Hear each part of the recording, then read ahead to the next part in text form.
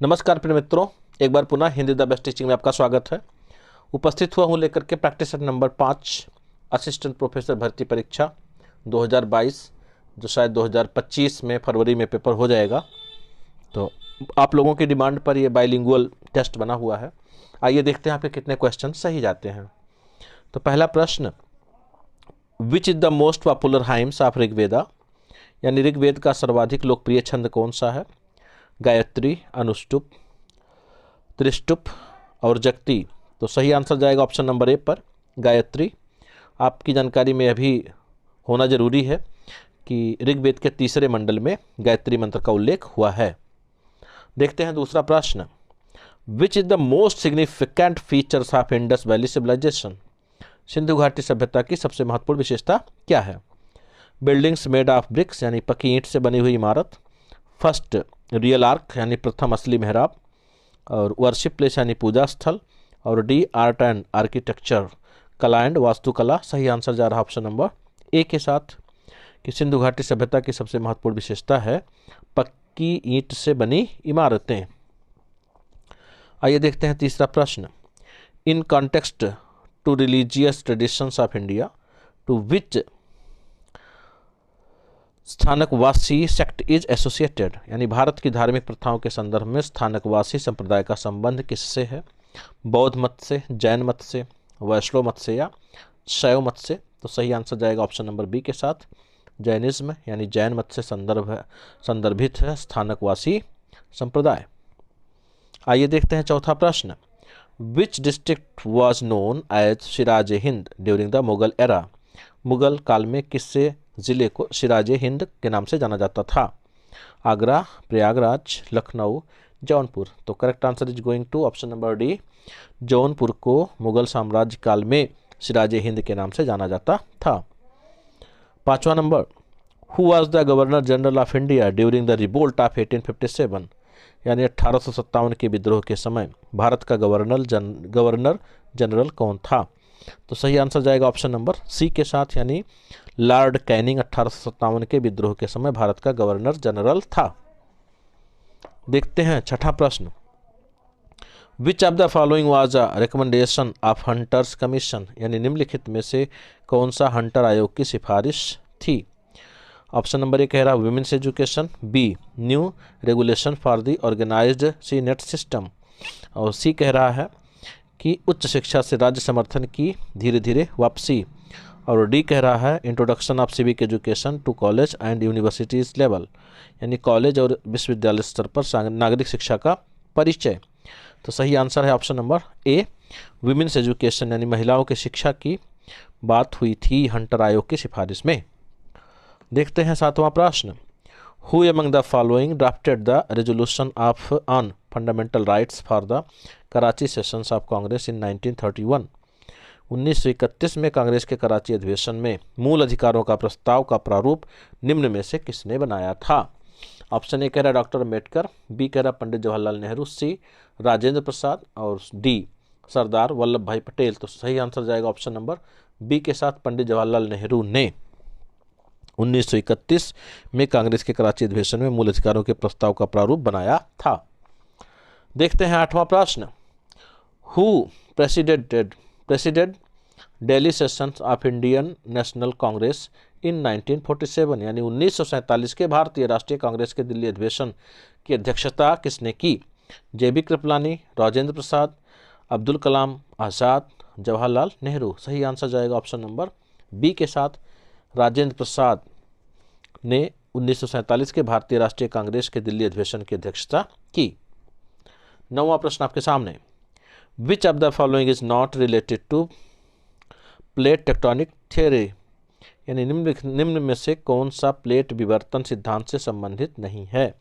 Option A कह रहा continental flow, B moving of pole, C metamorphosis fault और D sea floor spreading. तो right answer is going to option number B, moving of pole, यानी ध्रुवों का भ्रमण plate विवर्तन सिद्धांत से संबंधित नहीं है। प्रश्न संख्या 10, which one of the following rivers does not originated in India, यानी निम्नलिखित नदियों में से किसका उद्गम भारत में नहीं है? ऑप्शन ए कह रहा सतलज, बी रावी, सी चेनाब और डी ब्यास। तो सही आंसर जाएगा ऑप्शन नंबर ए के साथ, सतलज नदी का उद्गम स्थल भारत में नहीं है। आपको पता है कि तिब्बत के मानसरोवर झील के निकट राकस ताल से निकली हुई है सतलज नदी। 11वां प्रश्न आपके सामने, where are more chances of desertification on earth, यानी पृथ्वी पर मरुभूमि होने की संभावना अधिक रहती है। कहाँ पे? 0 अक्षांश के पास, या 23 डिग्री अक्षांश के पास, या 50 डिग्री अक्षांश के पास, या 70 डिग्री अक्षांश के पास। तो सही आंसर जाएगा ऑप्शन नंबर बी के साथ, यानी नियर 23 लैटिट्यूड्स या 23 अक्षांश के पास पृथ्वी पर मरुस्थल होने की संभावना सबसे ज़्यादा रहती है। 12वां प्रश्न आपके सामने, वेयर आर अरकान एंड पेगु योमा लोकेटेड, यानी अराकान और पेगु योमा कहाँ स्थित हैं? बड़ा ही आसान सा प्रश्न है, शायद आप लोग बता पाएँ इसको। ऑप्शन ए कह रहा है म्यांमार, बी नेपाल, सी भूटान और डी चाइना। तो सही आंसर जाएगा ऑप्शन नंबर ए के साथ, म्यांमार में स्थित है अराकान एंड पेगु योमा। 13वां प्रश्न आपके सामने, the system of judicial review exist in, यानी हम न्यायिक पुनरावलोकन की व्यवस्था देखते हैं कहाँ पे? इंडिया में, या केवल भारत में, या केवल यूएसए में, या फिर ऑप्शन डी कह रहा है इंडिया एंड यूएसए बोथ, यानी भारत और यूएसए दोनों में। तो सही आंसर जाएगा ऑप्शन नंबर डी के साथ, यानी हम न्यायिक पुनरावलोकन की व्यवस्था भारत और अमेरिका दोनों जगह देखते हैं। 14 नंबर प्रश्न, boundaries of state in India can be changed under, यानी भारत में एक राज्य की सीमा में परिवर्तन किया जा सकता है, किस अनुच्छेद के तहत पूछा जा रहा है क्वेश्चन में? तो पहला कह रहा है कि अनुच्छेद 368 में दी गई प्रक्रिया के अनुसार, बी कह रहा the process given in article 130, यानी अनुच्छेद 130 में दी गई प्रक्रिया के अनुसार, सी कह रहा प्रोसेस मेंशन इन आर्टिकल 70, यानी अनुच्छेद 70 में दी गई प्रक्रिया के अनुसार, और ऑप्शन डी कह रहा है कि प्रोसेस गिवन इन आर्टिकल 3, यानी अनुच्छेद 3 में दी गई प्रक्रिया के अनुसार। तो सही आंसर जाएगा ऑप्शन नंबर डी के साथ, यानी प्रोसेस गिवन इन आर्टिकल 3 के अनुसार भारत के किसी राज्य की सीमा में परिवर्तन किया जा सकता है। 15वां प्रश्न आपके सामने, presidents rule can be imposed for maximum period of, यानी राष्ट्रपति शासन अधिकतम लगाया जा सकता है। ऑप्शन ए कह रहा 1 वर्ष, दूसरा यानी बी 2 वर्ष, सी 6 माह और डी 3 वर्ष। तो सही आंसर जाएगा ऑप्शन नंबर डी के साथ, राष्ट्रपति शासन अधिकतम लगाया जा सकता है 3 वर्ष के लिए। 16वां प्रश्न आपके सामने, the right of freedom under article 19 of the constitution of India में be suspended by the president of India, यानी भारत के राष्ट्रपति के द्वारा संविधान के अनुच्छेद 19 में दिया गया स्वतंत्रता का अधिकार किस अनुच्छेद के अंतर्गत स्थगित किया जा सकता है? तो चारों ऑप्शन आपके सामने, सही आंसर जाएगा ऑप्शन नंबर सी के साथ, यानी अंडर आर्टिकल 352 अनुच्छेद 352 के तहत भारत के राष्ट्रपति के द्वारा संविधान के में दिए गए स्वतंत्रता के अधिकार को हटाया जा सकता है। आइए देखते हैं 17वां प्रश्न आपके सामने, national Panchayati Raj day in India is celebrated on, यानी भारत में राष्ट्रीय पंचायती दिवस मनाया जाता है किस तिथि को? आपको बताना है ऑप्शन में 26 जनवरी, 2 अक्टूबर, 21 अप्रैल और 24 अप्रैल। तो सही आंसर जाएगा ऑप्शन नंबर डी के साथ, 24 अप्रैल है नेशनल पंचायती राज डे सेलिब्रेशन के लिए। और आप यह भी जान लें कि 24 अप्रैल 1993 को ये लागू हुआ था और 2010 से मनाने की शुरुआत हुई है। 18वां प्रश्न आपके सामने, the distribution of income is measured by, यानी आय का वितरण मापा जाता है फिलिप्स कर्व, यानी फिलिप वक्र के साथ, लोरेंज कर्व यानी लॉरेंज वक्र के साथ, सी मार्शल कर्व यानी मार्शल वक्र के से, और डी लाफर कर्व यानी लाफर वक्र से। सही आंसर जाएगा ऑप्शन नंबर बी के साथ, लॉरेंज वक्र से नापा जाता है आय का वितरण। 19वां प्रश्न आपके सामने, the financial instrument through which India companies can raise money from foreign markets in rupees is called, यानी यह वित्तीय साधन जिसके माध्यम से भारतीय कंपनियां विदेशी बाजारों से रुपए में धन जुटा सकती हैं कहलाता है। आरबीआई बॉन्ड, गोल्ड बॉन्ड, मसाला बॉन्ड, ओवरसीज बॉन्ड। तो सही आंसर जाएगा ऑप्शन नंबर सी के साथ, मसाला बॉन्ड कहते हैं उस बॉन्ड को जिसके तहत भारतीय कंपनियां विदेशी बाजारों से रुपए में धन जुटा सकती हैं। थोड़ा सा इसके बारे में मित्रों जानकारी और भी आप ले लें। 2015 में अरुण जेटली ने मसाला बॉन्ड बेचने की अनुमति दी थी। देखते हैं 20वां प्रश्न। Closed economy is an economy where, यानी बंद अर्थव्यवस्था वह अर्थव्यवस्था है जिसमें money supply is completely controlled. Option A कह रहा है, बी कह रहा है देयर इज डेफिसिट फिनेंसिंग, और सी कह रहा है देयर इज एक्सपोर्ट ओनली, और डी कह रहा है there is neither export nor import. तो सही आंसर जाएगा ऑप्शन नंबर डी के साथ, यानी बंद अर्थव्यवस्था में न तो निर्यात किया जाता है और न ही आयात होता है। आपको मित्रों कमेंट बॉक्स में बताना है कि किस देश की अर्थव्यवस्था बंद अर्थव्यवस्था है। 21 नंबर प्रश्न। Which instrument is use to measure atmospheric pressure, यानी वायुमंडलीय दबाव को नापने में किस यंत्र का उपयोग किया जाता है। ऑप्शन ए कह रहा है हाइड्रोमीटर, बी कह रहा है बैरोमीटर, सी कह रहा है मैनोमीटर, और डी कह रहा है हाइग्रोमीटर। तो राइट आंसर हो जाएगा ऑप्शन नंबर बी, बैरोमीटर। थोड़ा सा और भी जान लीजिए, जो आपका हाइड्रोमीटर होता है ये डेंसिटी ऑफ लिक्विड यानी द्रव के घनत्व को मापने के लिए होता है, और अगर हम बात करें मैनोमीटर की तो द्रव का दाब, यानी आपको पता है कि प्रेशर ऑफ लिक्विड, और अगर डी की बात करें हाइग्रोमीटर तो एयर ह्यूमिडिटी यानी हवा में आर्द्रता नापने के लिए किया जाता है। देखते हैं 22वां प्रश्न। Which of the following is also known as laughing gas, बड़ा ही आसान सा प्रश्न। निम्नलिखित में से किसे हंसने वाली गैस कहा जाता है। तो चारों ऑप्शन में से ऑप्शन नंबर बी सही है इसका, यानी नाइट्रस ऑक्साइड कहते हैं। अगर शॉर्ट फॉर्म कहें तो N2O हो जाएगा, और आपको पता ही है कि जो कोई गंभीर अवसाद या बीमारी से ग्रसित होता है उसको हंसाने के लिए इस गैस का उपयोग किया जाता है। देखते हैं 23 नंबर प्रश्न।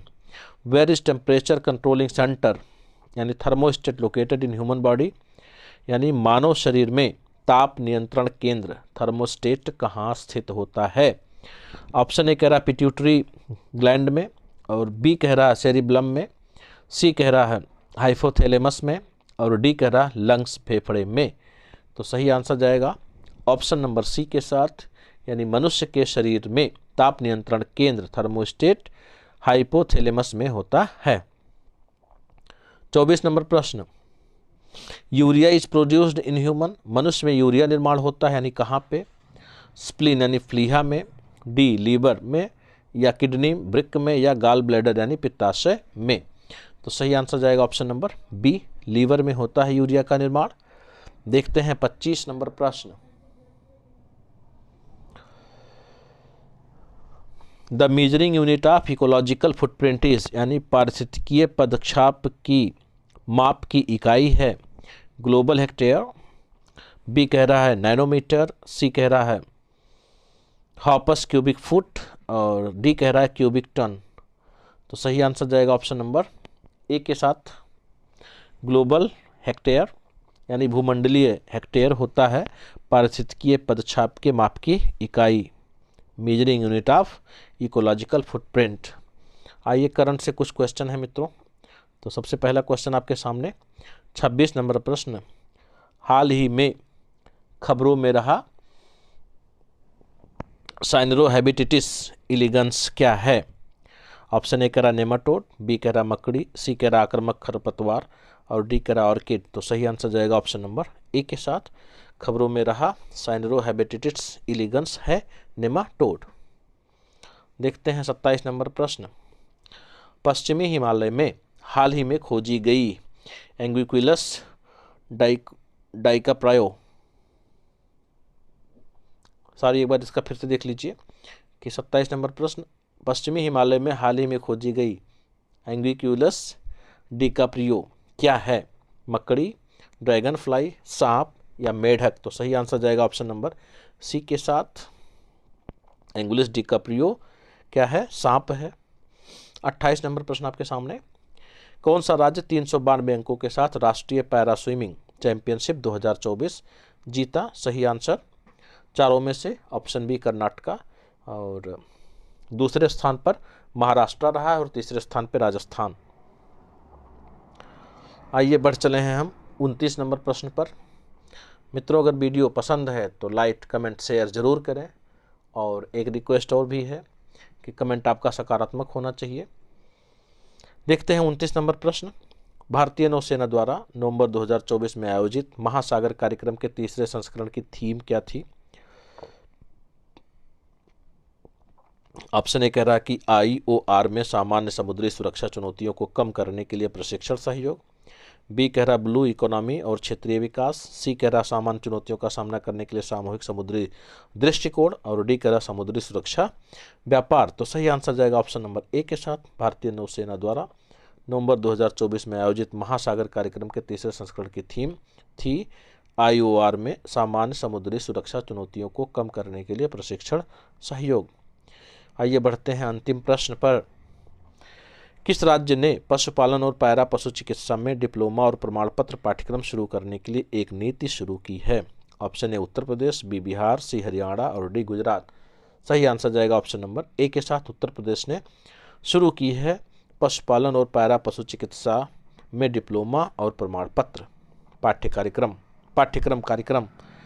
तो मित्रों, वीडियो देखने के लिए आपको बहुत बहुत धन्यवाद। मिलते हैं अगले वीडियो में हिंदी के प्रैक्टिस के सेट के साथ। बहुत ही अच्छा और उम्दा प्रैक्टिस सेट आपके सामने आने वाला है। अगर आप उसमें 50 से अधिक प्रश्न सही करते हैं तो माना जाएगा आपकी तैयारी बहुत अच्छी है।